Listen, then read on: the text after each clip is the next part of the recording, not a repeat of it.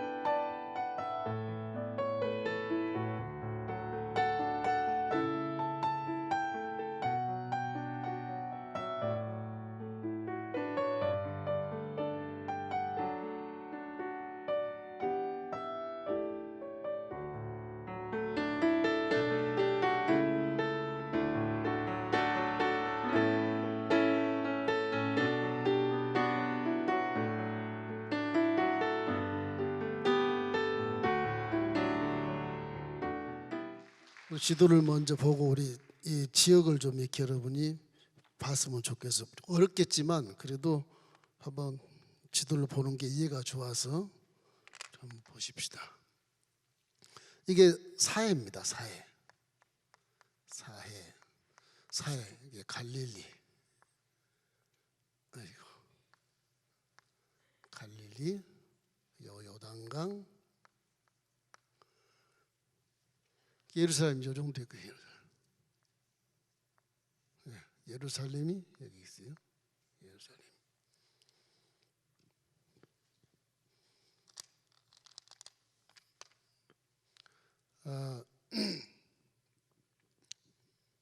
여기 홍해고요.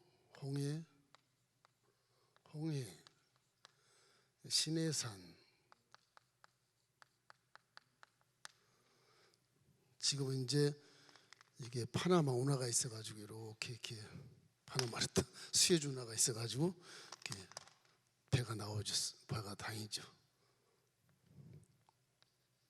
수에즈 만이라고 그래. 운하인데 만. 여기는 이제 여기 아카바만이라고 그러고 이쪽은 수에즈만이라고 그러고 이게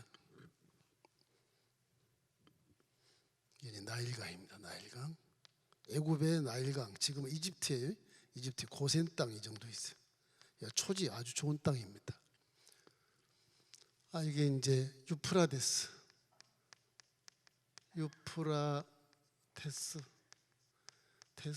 강. 이거는 티크리스 강.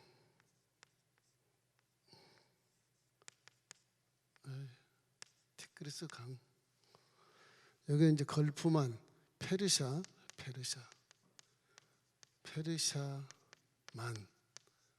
걸프만이라고 그래. 베스트만.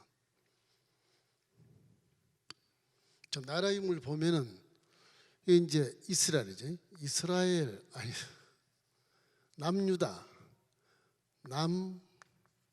유다 왕국의 유다, 남유다. 북이스라엘. 그래요? 북이스라엘. 그래서 북이스라엘. 여러분이 잘 네바논, 그죠? 네바논. 지금은 네바논이지만 그때는 시돈, 두로 그래. 시돈 땅. 바알의 원산지입니다. 바알의 원산지 시돈 왕. 갈릴리 북쪽에 이제 이 시리아인데 이게 다 시리아인데 여기가 아람이 여기 있어. 아람국. 지금은 시리아입니다. 시리아. 이쪽 동편 요단강 동편은 요르단.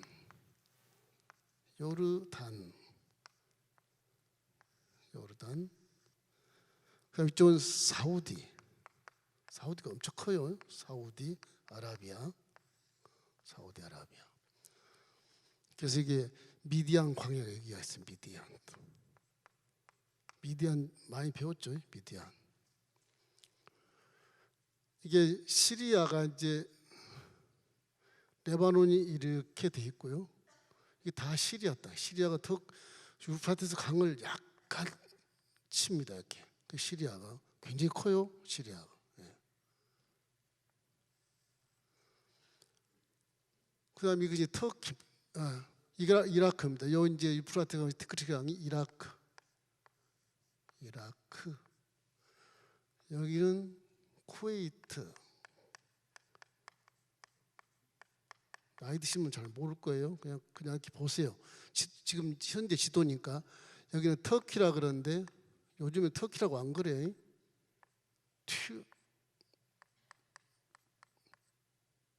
튀에르케 그러던가 그래요. 이게 이제 그리스. 여러분이 잘 아는 고린도가 여기 있어. 고린도. 이게 섬이 하는데 그레데 섬 그래요. 그레테라고도 하고. 이건 구브로. 사정이 나오는 구브로 섬. 지금은 키프로스예요. 나라 이름이 키프로스. 나라입니다. 이거 섬인데. 여기 로마.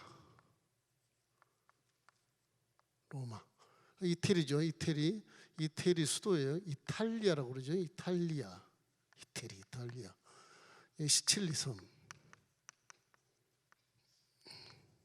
시칠리 섬이고요. 바울이 막 돌다가 배가 파진 데서 여기 섬이 이렇게 세 개인가 있는데 이게 메르데 섬이라고 있어요. 이쪽은 이제 이란.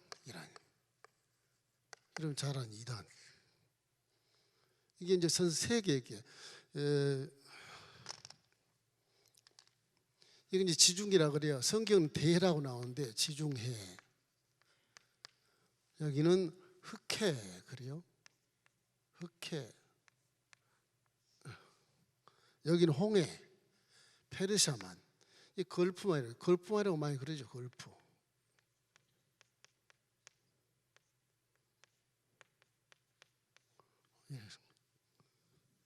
이게 이제 이집트, 애굽이에요. 이집트. 이게 애굽. 성경 나온 애굽. 그래요. 여러분 잘 아는 알렉산드리아라고 하는 것이 여기 있어요. 알렉산드리아. 여기서 신학자들이 많이 나와요.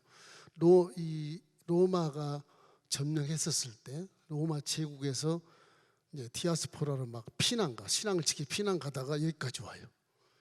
여기 70명의 훌륭한 신학자들이 여기 성경 아볼로라고 하는 그런 사람도 여기서 출신이에요.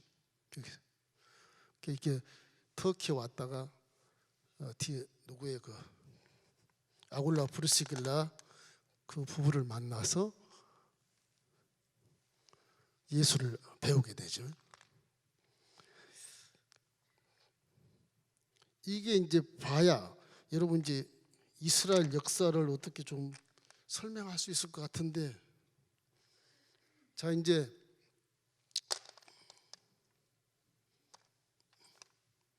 이스라엘의 적 이스라엘, 아람 이렇게 되어 있죠. 이게 이제 시리아 아람 바로 밑에 암몬이 있어요. 암몬. 복잡합니다만은 성경에 암몬, 그 다음에 모압,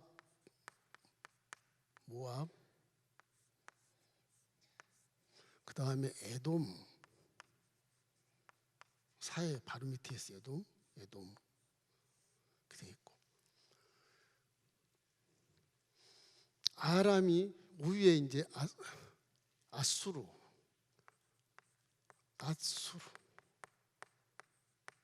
제국이 턱 버티고 있어요.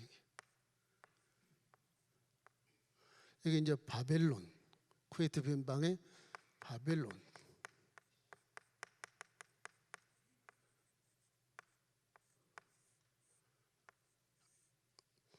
바벨론 저는 뭐 바벨론 나중에 이제 메대와 바사, 메대. 그래서 이것이 이제 털어서 통일돼 가지고 페르시아 그렇게 나와요. 페르시아 제국이 생겨. 역사가요. 이렇게 통합해. 페르시아가 이제 바벨론을 쳐서 이제 진격해서 먹어버리죠. 역사가 이제 그렇게 돼요. 여기는 헬라 제국, 헬라 제국, 알렉산더 대왕 아시죠? 로마 제국, 이탈리아지만 로마 제국으로 이렇게 나와요. 로마 제국. 터키에는 이제 7개 교회가 이렇게 남아 있고, 이 정도 이제 아시면 대략 본 말씀이 나온 내용들을 알 수가 있어요. 자, 이제 모든 철학자들이 이제 우리 인생의 실존, 인생이란 게 무엇이냐 이렇게 이제 물었을 때, 고난의 파도에 흔들리는 불안한 존재다 그렇게 얘기해요. 그래서 우리가 사는 세상은 에덴에서 쫓김받은 존재이기 때문에 어디를 가도 고난이 부딪혀요. 어디를 가도 예수 안 믿어도 고난 속에 있고, 예수 믿어도 고난 속에 있고, 환경이 그러니까 어떻게 하겠어요.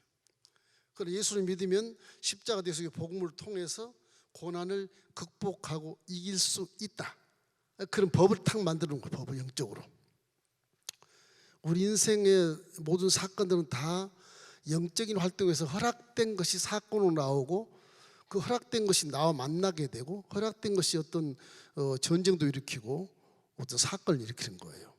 귀신 양도도 있지만 어떻든 간에 영적인 측면에서 자식이 아버지를 죽이고, 그것도 귀신이 그렇게 만든 거예요. 귀신이.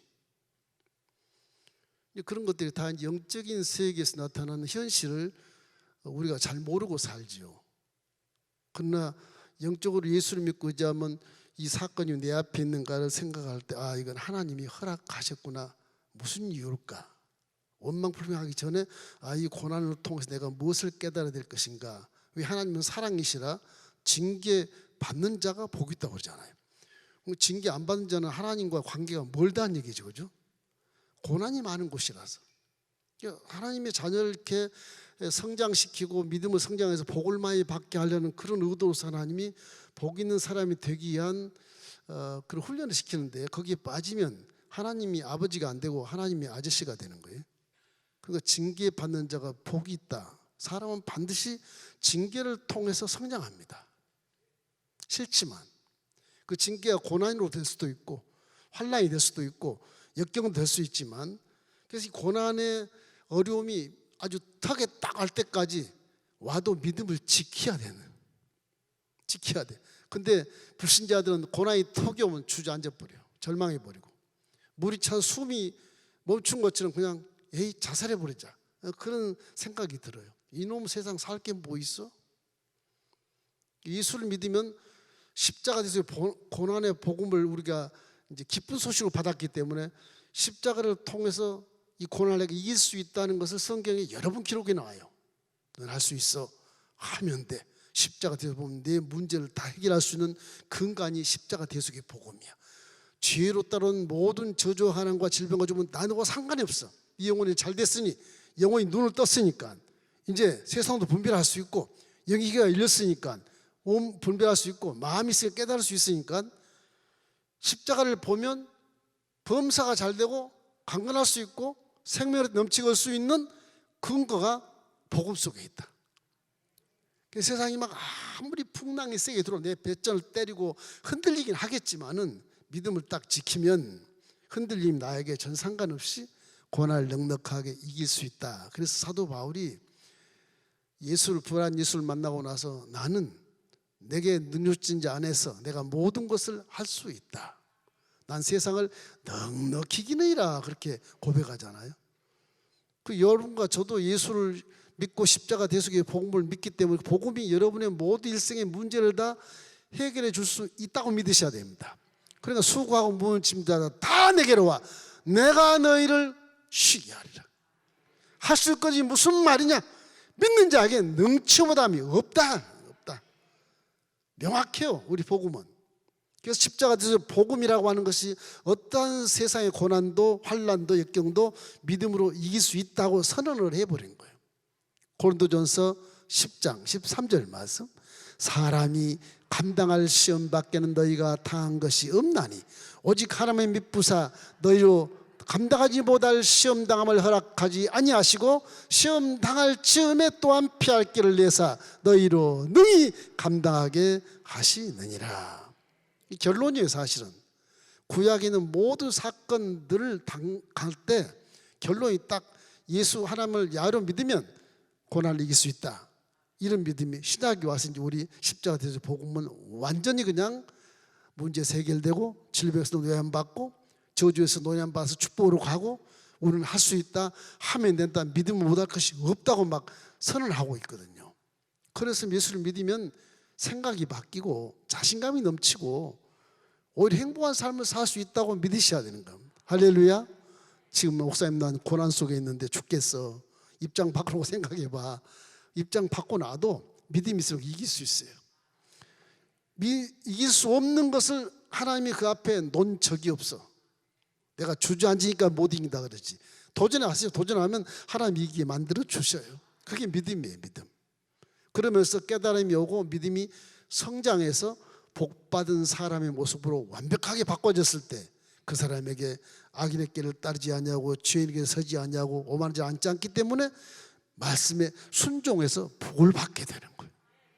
그것이 복받는 지름길이에요. 오늘 여기서 우리가 깨닫는 것은 하나님이 고난을 허락한다. 하나님이 고난을 허락해? 왜? 복준다며 왜 허락해? 그래서 내 앞에 고난을 갖다 놔. 이거는 스승으로서 가르치기 위해서 그래요. 자기 성장을 위해서. 오늘 이사야 8장 6절 우리 한번 읽어보십시다. 이 백성이 천천히 흐르는 실로와 물을 버리고 르신과 느말리아의 아들들을 기뻐하는 일. 무슨 얘기냐 하면 이 요르단 여기 예루살렘에 아주 이 실로암이라고 하는 그 샘이 있어요. 저건 실로아로 되어 있는데 똑같습니다. 실로암, 이 성에서 보면 실로암 물이 천천히 이렇게 경사가 안 져요. 그 예루살렘 그 옛 성에 가보면 경사가 별로 없어요. 살짝 경사 천천히 물이 흘러요. 그거는 하나님 앞에 아주 위로를 받고 평안함, 천천히 평안함을 얘기하는 거예요. 하나님이 그렇게 예루살렘 성에 편안하게 조용하게 흐르는 그 하나님 임재를 나타내는 거예요. 임재를 나타내는 거예요. 실로암 특징이 그래요. 그런데 많은 사람들이 고난을 당할 때 막 조급해. 어떡하지? 뭐 두려워하고 막 이래. 그래서 눈을 볼 때 잔잔히 흘러간 물은 너무 약하니까 이게 별로 의미가 없고 약한 것 같고 막 이 큰 강에 막 폭풍과 같이 내리치면서 물이 막 그냥 웅장하게 막 밀려 내려가는 그런 물을 보게 돼. 무슨 얘기냐? 이스라엘이 남유다가 지금 북쪽 이 왕이 이때 베가 왕이었는데 이 북쪽 왕이 아람군하고 동맹을 맺어요. 동맹을. 왜? 이 아수르가 쳐내려올 것 같아서. 이게 막 엄청 큰 나라가 돼가지고 강대국이 돼가지고서 내려오는 겁니다. 그러니까 북이스라엘 아람이 동맹을 맺어. 야, 아수르를 못 내려오게 하자. 남유다는 이제 북쪽의 왕이 남유다 아스 왕에게 야, 동맹 맺자. 너희들하고 나하고 아람하고 셋이 동맹 맺으면 아수르 못 오게 막을 수 있어. 그런데 남쪽의 아스 왕이 너 그래요. 안 돼. 그래요. 그래서 북쪽 아람하고 북이스라엘 왕국이 합세해가지고 남쪽을 칩니다. 남쪽을 쳐. 자기 동족을 치러 내려와요. 남쪽이 놀래서 어디로 가느냐? 놀래서 남유다가 자기 아수르로 가서 온정을 요청해. 그러니까 아수르가 와서 요 아람을 쳐버려요. 아람을 쳐. 아람이 북하고 이렇게 동맹 아람을 치니까 아람이 이쪽으로 붙어요, 같이. 이쪽으로 붙어버려요. 결국에는 아람하고 아수르가 아람을 먹고 와서 요 두 개가 합해가지고서 나중에는 북이스라엘을 멸망을 시켜요. 멸망. 이 정치하는 분들, 이 전쟁터에서 이제 장군들이 전략을 세울 때 저런 게 참 중요해요. 왜 동맹을 맺으려고 그러냐? 지금 실로암의 남쪽에요. 실로암, 예루살렘에 물이 잔잔히 흐르고 있어. 조용. 하나님은 영원히 거기 계신다. 그런 뜻입니다. 잔잔히 이사야가 봤을 때 잔잔히 너희들은 왜 폭풍과 치고 웅장한 막 그 강이 막 힘차게 내려가는 그거를 바라보냐 그런 얘기예요. 무엇을 바라봐요 지금? 요 유프라데스 강을 바라보. 이것이 아수르예요. 아수르의 강을 바라보는 거예요. 영적으로 지금 성경에 그렇게 나와요. 요 실로암 성전에 실로암 못에 아주 조용히 흐르는 이 실로암 못에 이거 하나님이 역사하는 거, 하나님이 역사하는 것인데 왜 이걸 바라보느냐는 거예요. 남유다한테 얘기하는 거예요. 남유다한테 왜 아수르를 바라봐? 와, 이 물이 막 넘치니까 저보다 더 강대국이 없다. 그래서 아스 왕이 아수르에게 동맹을 맺어가지고서 북이스라엘을 방하려고 맺었는데 아수르 밑에 바로 아람 북과 동맹한 아람 왕국이 거기 있는 걸 아수르가 집어삼켜 버리니까 이 아람 왕이 나중에 원수가 돼가지고 북이스라엘 공격에 같이 와서 예수님 오기 전 720년 전에 북왕국이 망해버려요. 마지막 호세아 왕이 있었는데 망해버린 거예요. 남유다밖에 이제 없어. 여기는 다 이제 아수르의 이제 나라가 되어버린 거예요. 다. 그 남유다가 여기 동맹에서 이제 북왕국을 치게 했는데 이 조약이 어떻게 되면 사람 마음이라는 게 그래요. 이게 참 북에서 안 내려되지 않겠어요? 이 아수르를 동맹했으니까 조공도 바치는데 남유다가 그런데 북을 이스라엘 멸망을 하고 나서 아수르가 계속 남아에서 치는 거예요. 남유다 또 와. 남유다로. 이게 문제예요. 남유다 남아있는 까지 다 아수르가 삼키려고 내려오는 거예요. 그렇게 돼서 사람이 믿음을 갖게 되면 꼭 그 물질 세계의 방법으로 사람이 이렇게 의지하려고 그래요. 무슨 사건이 나면 사람을 찾아다니고 환경을 찾아다니고 기도할 생각 전혀 안 해요. 그게 우리의 착각이거든. 그게 무슨 문제를 만나면 사람을 의지하지 말고 항상 기도하시기를 주님의 이름으로 축원합니다. 히스기야 왕이 이제 아스의 아들인데 히스기야 왕 때 이제 북왕국 멸망하거든요. 왕 마지막 때 멸망을 하는데 그러고 나서도 이제 남유다는 한 140년까지가 더 길게 왕조가 쭉 내려가요. 몇 대가 쭉 내려 히스기야 왕으로 해서 한 4, 5대가 쭉 내려갑니다. 그때까지 바벨론 포로가 아직 잡혀가지 않아요. 그런데 이 히스기야가 왕 때 아수르가 쳐들어오니까 히스기야 왕의 모습을 보면 참 그 믿음이 좋아요. 열왕기하 18장 19절을 보면 쭉 내려가 보면 이런 말 나옵니까? 랍사게가 그들에게 이르되 너희는 히스기야에게 말하라. 대왕 아수르 왕의 말씀이 내가 의뢰하는 이 의뢰가 무엇이냐? 그러니까 랍사게라는 것이 이제 아수르의 왕이거든. 아수르의 왕이 이 히스기야에게 너 도가니든 쥐야. 이제 너 다 죽었어. 북도 다 망하겠는데 너도 그냥 망해. 네 하나님 출장 가니? 막 난리를 치는 거예요. 비웃고 하나님. 그럴 때 이 히스기야는 어떤 현상을 벌이냐? 이사야가 기도해서 이사야와 함께 협의해가지고 성전에 올라가서 금식하면서 기도해요. 지금 전쟁이 났는데 금식하면서 기도하는 게 전쟁할 생각을 못해. 싸워봤자 지니까. 금식하고 막 기도를 해. 막 기도한 그 다음날 아침 새벽에 가보니까 18만 5천 군대 아수르군이 전부 도망가거나 다 죽어요. 하나님은 그렇게 하신 거예요. 그리고 그 왔던 납사관은 올라가서 아들한테 살해당해 죽어요 또. 그래가지고서 기도하니까 하나님이 나라를 지켜주신 거예요.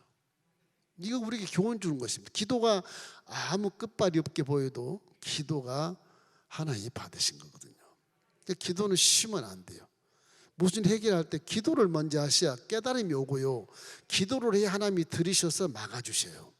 우리 기도하려고 안 그러고 막 돈 찾으러 은행 찾아가고 막 친구 찾아가고 돈 빌리고 해봤자 더 많이 돈을 뺏기게 되고 부도를 막지를 못해요. 이 전쟁에서 보면 원수가 되지 않습니까? 동맹도 원수가 돼버리잖아요. 뭐 공산주의를 못 믿는 게 아니라 사람 자체가 이렇게 협약을 하고 조인을 하고 사인을 해도 못 믿어요. 못 믿어요. 그러나 하나님의 계획은 명확해요. 그분은 사람이 아니라 거짓말을 아니하시고, 그죠? 인생이 아니라 후회가 없는 분이고 하신 말씀을 그대로 실행한다고 민수기 23장 19절에 말하고 있으니까 하나님만은 변함이 없어요. 사람은 변해도 하나님은 안 변하세요. 이사야 선지자가 이걸 예언을 해요. 예언을 어떻게 하냐? 하나님이 아수르를 뒤집어서 나라를 망하게 할 것이다. 백성들이 싫어하는 거. 이사야 선지자 반역자다. 그래서 성경이 이래요. 이사야야, 백성들이 생각을 하지 말아라. 네가 반역자라고 해도 괜찮으니까 내가 허락한 고난인데 어떡하겠냐? 그러니까 백성들 편에 서지 말아라. 너는 지조를 지켜서 하나님이 허락한 것을 인정해라. 그래서 아들을 낳았는데 둘째 아들을 낳았는데 마헬살랄 하스바스라고 그래. 이름이 이상해. 꼭 무슨 이슬람 교도들이 지어놓은 이름 같아. 그게 뭐냐? 아수르에게 넘긴다 이스라엘을. 그런 뜻이에요. 결국에는 이사야 선지자가 히스기야 왕까지 같이 이제 선지 활동을 하는데 나중에 이제 바벨론 포로로 잡혀간까지 다 예언을 합니다. 그 이사야 선지자가 대선지자신 이유는 포로 잡혀가서 회복돼 가지고서 앞으로 아기가 날 것인즉 임마누엘이라 하라 예수님이 태어난까지 다 거기서 예언을 다 해요. 이제 후반부에 가면 그래서 그가 찔리면 우리의 허물을 인하며 그가 상 우리의 죄악을 인하며 그 많이 보셨죠? 그가 징계를 받음으로 평화를 누리고 제가 채찍을 모르고 남을 입었도다. 우리는 다 양 같아서 그릇행해. 목자가 없으니까 그릇행하고 각기 제 길로 가. 목자가 없으니까 그 무리의 죄악을 다 메시아에게 담당시켰다. 그렇게 말. 그래서 이사야 대선지자의 예언은 주님이 오실 그때까지 예언하는 그때까지. 그래서 대선지자라고 그래요. 그래서 이사야서가 읽다 보면 좀 문단 단락이 좀 끊어진 데가 있는데 그 때문에 신학자들이 이사야 2권이 있고 1권이 있고 어떤 사람은 3권이 있다 이렇게 논하는 것이 있는데 우리는 그 필요 없어요. 외울 필요도 없고 알 필요도 없어요. 이사야 선지자가 예언한 것을 그대로 믿으시기를 주의 이름으로 축원합니다. 이게 예언한 것이 그대로 성취가 되는 걸 성취된 시대에 우리가 지금 살고 있잖아요. 그래서 성취가 된 시간 넘어서 2000년 넘었잖아요 지금. 지나간 역사니까 다 그거를 우리는 증언할 수 있고 믿을 수 있고 실제라는 걸 알기 때문에 역사적으로 확실하게 알기 때문에 우리는 믿고 있는 것이죠. 이래서 아수르 왕을 사용해서 북이스라엘과 남한국의 죄, 율법을 무시하고 죄를 짓고 선지자를 세워서 막 회개라 그래도 회개 안 하고 이래서 아수르를 통해서 북이스라엘도 멸망하고 나중에 140년 후에 남한국도 아수르를 통해서 멸망시키라고 했는데 그때는 바벨론이 와서 아수르를 잡아먹으니까 바벨론이 이스라엘을 점령해서 포로로 잡혀가는 거예요. 시대가 변하니까. 그 나중에 이제 여기 가서 70년 가차에 있을 때, 50년 가차에 있을 때부터 하나씩 1차 기환, 2차 기환 해봤자 여기서 떠나간 나라를 잃은 슬픈 사람들 이쪽으로 망명을 가서 포로잡아 사는데 안 돌아온 사람이 태반이에요. 사실은 태반이에요. 돌아온 사람들이 성소를 향해서 하나님 믿음을 가지고 돌아와서 성소를 회복해서 지금도 유대교를 잘 믿고 있는 것이죠. 그런 겁니다. 예수를 안 믿는 분이 많지만, 그래서 우리 그분들에게, 유대교에게 선민식이 너무 강하지만 그 사람들 잘 회개해서 예수를 믿게 하는 것이 이제 개신교의 사명이 사명. 이 역사가 그렇게 돼요. 이래서 이사야 8장 7절 한번 읽어봐요.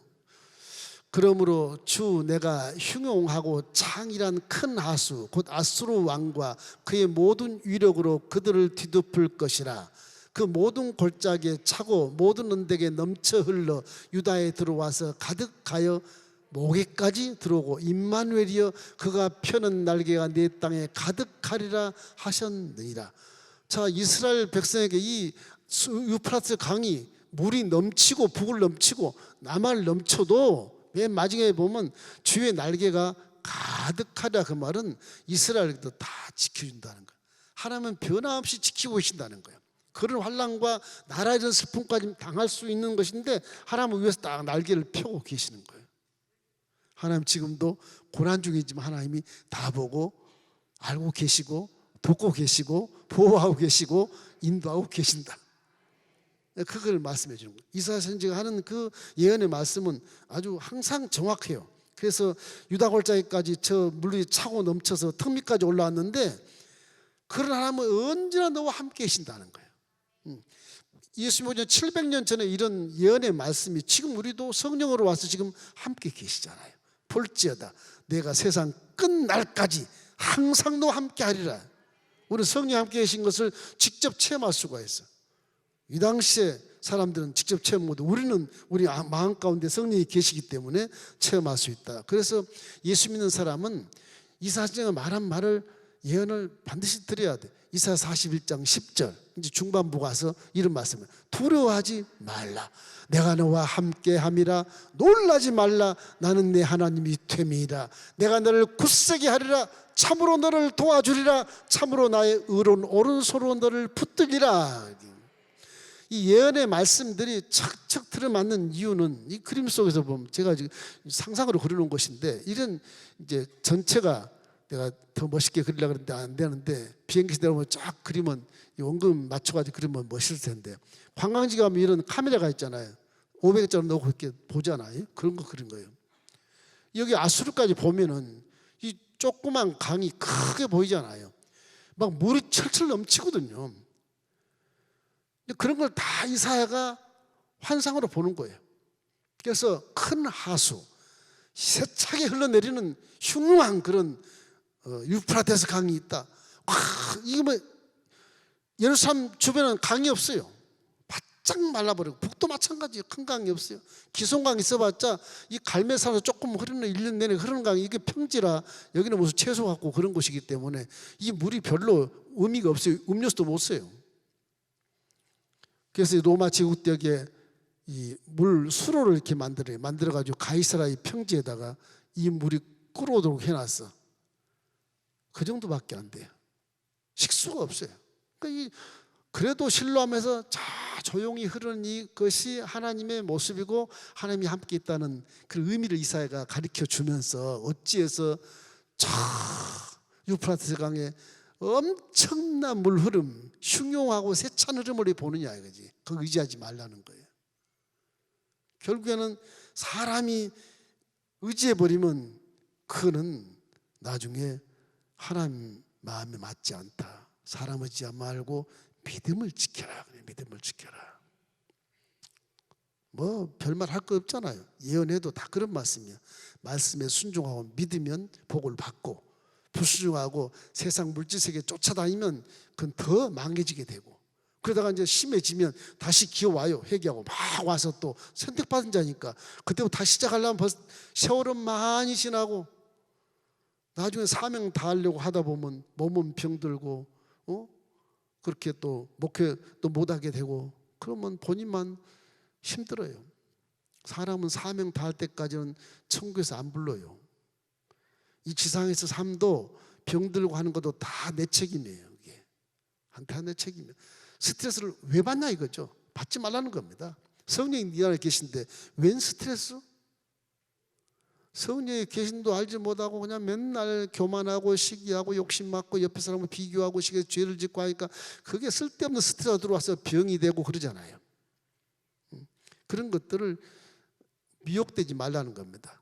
언제나 성령으로 충만해서 항상 기쁘고 항상 감사하게 절대 긍정적으로 무슨 일마다 화내지 말고 마음을 평정을 찾아서 세포들이 깜짝 놀라게 하지 말고 세포가 놀라면 병들어요. 그게 스트레스가.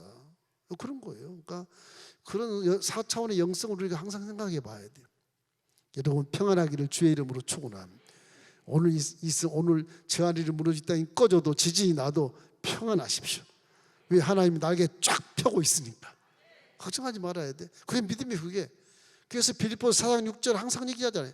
아무것도 염려하지 말고 모든 일에 기도와 간구로 구하되 감사함으로 하나님께 아뢰기만 해라. 날개 쫙 펴고 있다. 응답 주면 내 안에 성령이 내 몸을 사용해서 보게 하고 듣게 하고 말하게 하고 걷게 하고 손 만지게 하고 만나게 해서 일을 하시는 거예요. 성령이. 내가 일하는 게 아니에요. 성령이 하시는 거예요. 진짜 믿음 100%는 내가 일하는 게 아니에요. 하나님이 하시는 거예요. 이해는 못하겠지만 저 체험해 보면 그래요. 내가 한 게 아니에요. 다 하나님이 그렇게 하시는 거예요. 이래서 여기는 임마누엘을 얘기해. 항상 너와 함께 있다. 이사야 8장 8절 우리 함께 읽겠습니다. 임마누엘이여 그가 펴는 날개가 내 땅에 가득하리라 하셨느니라. 임마누엘은 하나님이 함께 하신다 그런 뜻이거든요. 하나님이 함께 하셔서 팍 팔을 펴서 고난받은 백성들을 보면서 그냥 계시는 거예요. 안 죽여요. 고난받아서 여러분을 죽이려고 예수 믿게 하지 않아. 안 죽여. 여러분이 해야 될 일도 해야 되니까. 그래서 하나님이 고난을 허락하신 이유 이런 것들이 다 우리에게 달린 거예요. 자꾸 물질 세계에 돌아보지 마세요. 그거 돌아보면 계속 죄가 내 속에 묻혀요. 뭐 회개도 열심히 해야 되겠지만 그 다음엔 하나님의 침묵이 나와요. 침묵. 하나님의 침묵. 이 침묵도 진노나 마찬가지입니다. 이게 자꾸 이제 물질 세계에 유혹을 받고 미혹을 받고 그쪽으로 가니까 침묵하는 것. 지금 이 다음 장 9장에 가면은 기드온이 그 미디안 족속을 쳐부시는 그런 것을 이유를 들어요. 미디안의 날 그래가지고 그날 승리했지 않냐. 하나님은 그렇게 기적을 나타내 줄 것이야. 이런 걸 이제 예언을 하고 있는데 이게 왜냐하면 이 이스라엘 백성들이 북이스라엘 남유다나 할 것 없이 기드온이 미디안을 친다고 하는 것 우리도 칠 수 있어 하는 그런 교만이 생기는 거예요. 교만이. 하나님은 아주 좋지 않게 생각해요. 교만을 가장 싫어요. 교만. 이 교만이 말씀에 순종하지 못하게 하고 교만이 복 있는 사람으로 안 만들어줘요. 교만을 제일 싫어요. 하나님. 그 다음에 욕심이에요. 이 교만은 아주 은혜를 받을 수 없는 존재가 되어버리는 거예요. 그러니 인간을 의지한 것이 얼마나 험한 것인가를 이 이스라엘 백성들이 깨닫게 되는 것이거든요. 얼만큼 하나님이 진노하시냐 그러면요. 고아와 가부까지 긍휼이 멈춰버려요. 하나님은 사랑이시라 고아와 가부를 계속 위로하고 보호하고 그렇게 왔거든요. 얼마나 죄가 관영하면 고아와 가부를 긍휼히 하는 것도 걷어버린다. 그리고 또 하나는 말씀에 이 말씀을 봉해버려요. 말씀을 봉해버려. 말씀.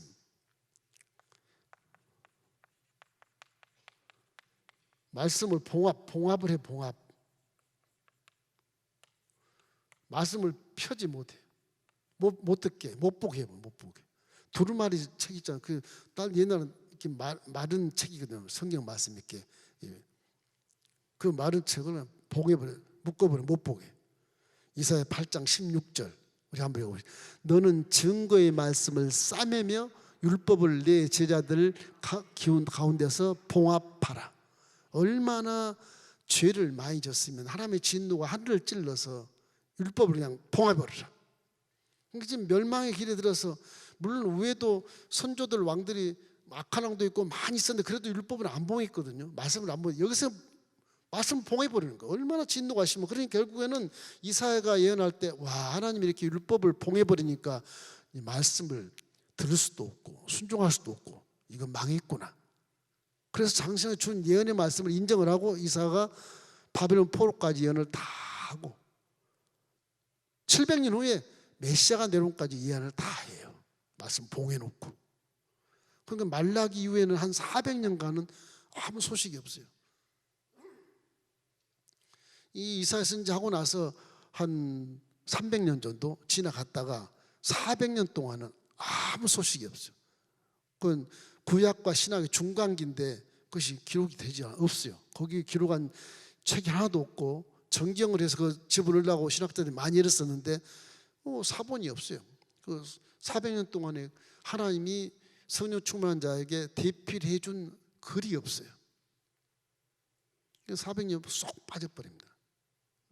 그 정도를 한 다음에 이제 700년이 될 때 예수가 이 땅에 내려오시게 된 것이죠. 이렇게 구제불능의 상황에서 이사야 8장 9절에 보면 자 읽어보세요. 너희 민족들아 함성을 질러 보아라. 그러나 끝내 패망하리라. 너희 먼 나라 백성들아 들을지니라. 너희 허리를 동이라. 그러나 끝내 패망하리라. 너희 허리를 띠를 때를 따라. 그러나 끝내 패망하리라. 저 패망하라는 말은 세 번이나 하지 않습니까? 아무리 회개바라는 놈들아 망한다.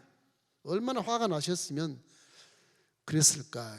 결국 바벨론 포로 잡혀가서 나라가 다 망해버리고 성전도 다 무너져버리고 그 나라가 하나님이 없는 거예요. 이제 포로 잡혀가서 결국은 이제 바벨론 포로 여기 가가지고서 여기에서 이제 회개하는 거예요. 여기서 이제 회개하는 거. 회개. 그발강가에서 뭐 회개 안 되나 쩐대나 그래서 회개. 그래서 동쪽, 서쪽이죠. 서남 쪽을 바라보고 회개기도 하는 거예요. 우리의 고향, 우리의 조국, 그 회개를 많이 합니다. 그래서 저기 2세대, 3세대들이 이제 바벨론 제국에서 국무총리도 하고 다니엘 같은 사람들은 그런 사람들이 나중에 느헤미야와 함께 전도 귀환을 해가지고서 다시 나라를 재건하는 기가 막힌 분들도 꽤 있습니다. 에스라는 사람은 율법을 다시 와서 가리키려고 애를 쓰고 느헤미야 같은 사람은 성벽을 재건하고 성전을 수축하고 에스라, 느헤미야 그런 사람들 다 와가지고서 나라를 재건하는 그런 모습을 봤을 때 70년이 가차이 되는 나라를 잃어버린 그 슬픔 속에서 결국은 다시 나라를 재건해서 지금의 이스라엘을 그대로 지금 유지시키고 있는 것이거든요. 역사가 그렇습니다. 지금 이스라엘은 강호도만도 못한 땅이지만은 큰 초강대국들이 그 삼킬 수 없는 그런 나라로 힘을 과시하고 있거든. 이래서 이 북이스라엘과 남유다가 교만과 완고함 그것이 다 심판의 경고가 됐어요. 결국에는 겸손히 행한 자에게는 은혜를 주고 교만한 자는 그 집을 허무신다 그런 것입니다. 신하교와 보면 고난의 어려움을 겪은 고난이 정말 입턱까지 이렇게 숨이 막힐 때까지 고난을 당하는 자가 하나 있어요. 사르밧 과부, 엘리야 시대에 사르밧 과부. 하나님 엘리야에게 종아 사르밧에 빨리 가봐라. 피할 게 좀. 사르밧 갔더니 둘에서 애를 얻고 나무를 줍고 있는 여인이 있어. 여인이여 나에게 빵을 좀 만들어 다오. 아이고 하나님 사람 맞긴 맞는데 내가 이 빵을 만들어서 애하고 먹고 죽으려고 그러는데 더 이상 살 수 없어. 가뭄이 심해가 죽으려고 그러는데 이걸 달라고요? 그래 다오. 사르밧 과부의 믿음이 절망 속에 있었을 때 주여종이 와서 달라고 그랬을 때 믿음을 볼 수가 있어. 그래 마지막 절망이 왔으나 그런데 하나님의 사람에게 공개하다 죽자. 얘가 뒤에서 뭐 떡 달라고 울어도 드리자. 이 엘리야가 그 빵 하나를 다 먹어 치워버린 거예요. 응? 다 먹어쳐. 기름에 기름병이 떨어지지 않냐고 밀가루가 떨어지지 않았다. 그런 기가 막힌 그 기적을 체험하지 않습니까? 그러니까 사르밧 과부가 나중에 부자가 되는 거 아닙니까? 그 어려움이 우리가 고난의 턱밑 차오를지라도 믿음을 잃지 않고 하면 하나님이 일을 하신다. 날개를 펴고 위에 나르는 것은 하나님이 다 일을 한다는 개념이 그게요. 이사야가 보는 그런 환상 중에 그런 것들이 우리에게 남아있다는 사실을 기억하기를 주의 이름으로 축원합니다. 이제 마지막으로 뭘 의미하느냐? 우리에게 하나님께 부르짖으라는 거예요. 기도하라는 거예요. 하나님께 부르짖어라. 결론이 그래요. 고난이 있을 때 이 기도를 얘기하는 기도. 부르짖어라. 고난이 턱 밑에 차오를지라도 하나님 이름을 불리하는 이유는 여전히 내 위에 날개를 펴고 있기 때문에 부르짖으면 듣는다는 거죠. 고난받을 때 하나님이 안 계시질 않아요. 더 가까이 계셔요. 지금 신약시대 우리 성령이 우리 가운데 들어와서 우리 몸과 함께 내가 막 걱정 근심한 것도 다 느끼고 있고요, 내가 부딪힌 것도 다 느끼고 있고, 내 칼을 많이 필린 것도 성령이 다 느끼고 있어요. 최고로 구약에는 위에서 날개 펴고 있지만 지금 우리 속에 들어와서 내 상심한 마음, 섭섭한 것 다 성령이 느끼고 있어요. 지금 느끼고 있어요. 이 성령이 느끼면서 네가 어떻게 하나 보자, 네가 이때 내가 활동할 수 있도록 하는지, 나와 전혀 활동할 수 않도록 네가 생각하는지 말하는지 행하는지를 성령이 지키고 딱 계시는 거예요. 그러니까 이런 생각을 해봐. 오늘 자살하고 싶을 때 미친 척하고 성령님이 기뻐하는 일을 한번 해봐. 밝고 맑고 환하게 웃으면서 감사합니다. 그러면서 이 말부터 하면서 행동 자체가 기쁘고 행복한 모습으로, 성령이 기뻐한 모습으로 만들어 놓으면 십자가 바라보고 주님을 찬양합니다, 감사합니다, 그리고 죽더라도 막 그렇게 하면 성령이 그때 내 몸을 사용해서 깨닫게 하시고 그 고난에서 극복할 수 있는 힘을 주신다. 그래서 성령님, 이렇게 좋은 성령님은 우리는 참 복이거든요. 성령이 내 안에 계셔. 성령이 어떻게 하면 나를 사용하실까 생각해봐요. 절대 긍정적인, 환경이 어떻게 됐든 손해를 받든 사기를 당했든 절대 긍정적인 말을 하면 성령이 여러분 사용하십니다. 이게 잘 안 돼요. 저 죽일 놈, 그러면 마귀가 와서 친구가 돼요. 성령 가만히 계세요. 네 몸이 성전이 되는데 입에서 죽일 놈 나오면 되겠냐, 이런 얘기죠. 사람이 눈으로 보고 물질 세계에서 지금 내가 다 죽게 생겼는데, 지금 굶어 죽게 생겼는데 그 말이 나오겠습니까? 그러나 믿음을 가지면 십자가를 바라봐라. 십자가를, 네 죄를 다 소량했는데 왜 지금 이런 고난이 네 앞에 있는가를 깨달으라는 거죠. 급하니까 깨닫지를 못하는 거예요. 그 현상만 보고 그냥 극단적인 생각을 하게 돼서 자살도 하게 되죠. 자살하면 지옥 갑니다. 여러분 몸은 여러분 몸이 내 것이 아니야, 하나님 것이지. 우리 영혼도 하나님 거예요. 내 건 하나도 없어요. 에덴 동산 보세요. 내가 하나 씨 하나로 심었나? 하나도 심은 게 없어요. 하나도 심은 게 없어. 우리는 그냥 하나님이 다 만드신 거예요. 목사님 지금 어머니 뱃속에 나지 않습니까? 안 그래. 어머니 뱃속에 나도 그 원천적인 유전자는 다 하나님 만드신 거예요. 그러니까 과학자가 아무리 발전해도 생명을 못 만들잖아요. 지금도 아무리 로봇을 만들어도 생명을 못 만들어요. 이때 우리는 피조물이고 인간이니까, 물질을 갖고 있는 존재니까 절대 영적인 하나님에 대해서 배반하거나 말씀에 불순종하거나 기도 안 하거나 그러면 안 돼요. 항상 기도하면, 그래도 그 마지막 말씀에 깨달음이 와요. 기도하면 부르짖으라는 거예요. 그래서 예레미야서 33장 2절로 3절 우리 함께 읽겠습니다. 이를 행하시는 야훼, 그것을 만들어 성취하시는 야훼, 그 이름을 야훼라니가 이와 같이 이르시도다. 너는 내게 부르짖으라. 그래야만 내가 내게 응답하겠고 내가 알지 못하는 크고 은밀한 일을 내게 보이리라. 저것도 그냥 읽지 말고 뒷부분 읽어보면 응답은 받아요. 근데 또 더 기도를 많이 하면 내가 알지 못하는 크고 은밀한 일을 보인다고 나와요. 그게 기도 안 쓰면 전혀 안 보이거든. 응답만 생각하는데 계속 기도하면 뒤에 크고 은밀한 일을 보이겠다고 말씀하잖아요. 기도를 많이 하면 성령이 역사하셔서 기도하지 않는 부분까지 다 보이게 하시는 거예요. 이사야는 그걸 보고 이렇게 이 예언하는 것을 다 보고 하시는 거다. 보고 나중에 바벨론까지 확대적으로 봐서 그걸 전부 보고 말씀하시는 거예요. 기도를 할 때 단순한 기도가 순수하다고 하는데 기도를 끈질기게, 길게, 좀 신실하게 진실하게 하시면 성령이 내가 응답은 받지만 그 뒤에 알고 모르는 알지 못하는 걸 그 은밀한 일을 보여주신다니까요. 그 영성의 깊이가 거기서 이제 차이가 나는 거예요. 여러분 영성을 깊이 체험하기를 주님의 이름으로 축원합니다.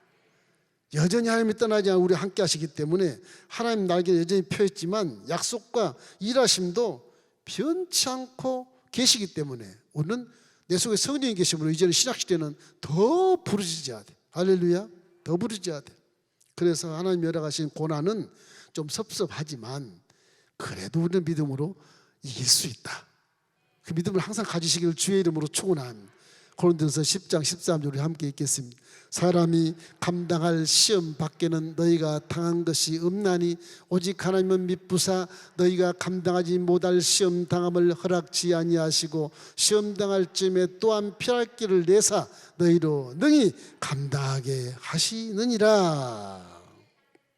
기도하라는 겁니다. 이 본문에는 하나님을 두려워하고 이제 무서워하라고 그래요. 이스라엘 백성들아 왜 나를 무서워하지 않니? 네 선조들은 다 나를 무서워서 벌벌 떨었는데 웬일이야 이게 도대체가. 그러니까 열왕 3조 왕들을 통해서 뭐 선한 왕도 있고 나쁜 왕들이 대다수지만은 그 나쁜 왕들이 여인들을 통해서 가져온 이방신들을 전부 산당에 신고 우상 숭배하니까 그게 이제 죄의 원흉이 된 겁니다. 그 역사를 계속 하다 보니까 이것이 하나의 토속적인 문화가 되는 거예요. 우리 신앙 대한민국도 보면 이 토속적 문화 때문에 기독교의 장애가 굉장히 많습니다. 이게 미국 같은 데는 청교도 문화가 깔려 있어서 기독교가 막 성장하고 이 국민 정서가 하나님을 두려워하는 정서가 돼 있어요. 흑인이고 백인이고 간에 그거는 인종 차별은 있겠지만 그러나 연방 제국인도 불구하고 기본 그 바탕의 문화가 청교도라서 땡큐 문화가 그대로 소통을 하고 신뢰가 소통이 돼요. 법치주의니까 강하기도 하지만 그런 것이 있어요. 한국 동양은 또 동양 사상에서 토속신앙이 모든 게 우상 숭배하는 모습 그런 신앙이고 샤머니즘, 토테미즘 이런 것들이라서 기복신앙을 굉장히 좋아하거든. 나는 손 하나도 안 대고 복을 주십시오. 그런 것이거든. 그 이제 그 놀이하는 것처럼 카지노 간 것처럼 복채 딱 놓고 땡 맞으면 내가 이제 대박을 터진다. 뭐 이런 신앙을 가지라고 이랬어요. 그 신앙이 아니거든요. 그건 여행을 꿈꾸는 것이고 마귀가 하는 수단이 불과한 거예요. 그건 부자가 돼도 다 잃어버리고 나는 저주를 받게 됩니다. 그 악한 것이 어디로 가겠어요? 자, 이사야 8장 13절 14절 우리 한번 읽어봐요. 만군의 야에 그를 너희가 거룩하다 하고 그를 너희가 두려워하며 무서워할 자로 삼으라. 그가 성소가 되시리라. 그러나 이스라엘의 두 집에는 걸림돌과 걸려 넘어지는 반석이 되실 것이며 예루살렘 주민에게는 함정과 울무가 되시리니. 뒷것은 빼고 앞에 얘기한 것, 나는 성소라. 성소가 되리라. 성소는 하나님 만나는 곳이잖아요. 여러분이 아는 곳이 성소예요. 여기 지성소고 하나님 만나는 곳이고 하나님 임재가 계신 곳이고 하나님의 도우심이 계신 곳이고 응답을 받고 꿈을 꾸는 곳이거든요. 성소는. 그래서 그 만군의 야외가 성소가 되니까 성소에 와서 응답을 받으라는 거예요. 그럼 회복이 된다. 결국 사람은 막 넘어지고 쓰고 자빠지고 고난 받다가 어디로 가야 되냐? 결국 교회로 와야 돼. 결국 교회 와서 아버지 앞에서 울고 불고 난리를 쳐야 돼. 안 그러면 기도원 가든지 하여튼 성수로 오게 돼 있어요. 거룩한 성수로. 사람이란 게 그래요. 사람은 영을 갖고 있어서 짐승과 같이 달리 영을 갖고 있어서 신을 찾게 돼 있어요. 나보다 전능한 신이여 나를 좀 도와주소서. 내가 죽게 생겼나이다. 하나님은 이름은 몰라도 그렇게 와서 신을 찾는다고요. 이래서 실제로 히스기야 왕 때 아수르 군대가 정말 흉흉하고 큰 하수 남유다를 뒤덮어 버렸을 때 결국엔 히스기야가 아까 얘기한 것처럼 예루살렘에 다 도관하던 지가 되고 18만 5천 대군이 아수르 군대가 산발라시 와서 진을 쳤을 때 결국 이사야와 함께 왕이 금식하며 성전에 들어가서 기도했더니 18만 5천 명이 다 아침에 송장이 되었다. 그런 특별한 경우를 볼 수 있지 않습니까? 그 기도밖에 없는 것입니다. 그래서 성소에서 기도하는 것, 그 하나님 응답하는 곳이다. 그 신약시대는 구약도 물론 뭐 솔로몬의 성소를 멋있게 지었지만 신약에도 이 교회 자체가 건물이 아니고 하나님의 자녀들이 모아진 교회, 그래서 회중들이 있는 곳, 그래서 교회라 그러는데, 에클레시라 그러는데, 이 교회에 와서 서로가 친교하면서 서로가 좋은 것을 배우면서 인간관계가 결핍이 없게 되면서 성장해서 복받은 사람으로 변화돼 가지고서 세상 가서 빛이 돼야 되기 때문에 기도도 성소에서 하고 친교도 성소에서 하고 봉사도 성교에서 하고 선교와 회개 구제와 사회사업 선교도 다 성소에서 행하는 것입니다. 교회의 본질이에요. 교회에서 하는 건 다 좋은 것이다. 사람을 살리는 일을 하는 거예요. 세상 제약 가운데서 살아가기 때문에 고난거리면 당연한 이치인 것입니다. 여러분, 고난 안 받으려고 발뺌하지 마세요. 어차피 고난은 받아요. 그걸 믿음으로 승리하는 각오, 담대한 믿음, 그것을 갖게 되시기를 주의 이름으로 축원합니다. 그리고 항상 하나님은 실로암 물처럼 천천히 고요히 흐르고 있다. 소리 안 내고 나이딩 돼서 보면 없는데 나중에 바라보면 계신다. 그게 하나님 모습입니다. 나이딩 뒤에서 보면 그런 것입니다. 이래서 장차 평강 나라를 세우고 공의로 영원히 다스릴 메시아 탄생을 이사야가 다음 장에서 예언합니다. 이사야 9장 6절을 한번 읽어보겠습니다. 이는 한 아기가 우리에게 낳고 한 아들을 우리에게 주신 바 되었는데 그의 어깨는 정사를 메었고 그의 이름은 기묘자라 모사라 전능하신 하나님이라 영존하시는 아버지라 평강의 왕이라 할 것임이라. 나중에 예수님 나와서 그분이 뭐 육신이야 그랬더니 평강의 왕이요 하나님이라. 그분이 본체 하나님. 성경은 700년 전에 예언한 것과 700년 후에 실제 하나님 내오신 것과 2000을 우리가 이제 그 성경을 보고 믿는 것이 정확하게 정확해. 예수가 따로 있지 않고 그분이 바로 하나님이시다. 그 삼위일체로는 그것이 나오는 것입니다. 그래서 하나님은 지금도 여전히 일하시고 우리와 함께 계신 것을 믿기를 주의 이름으로 축원합니다.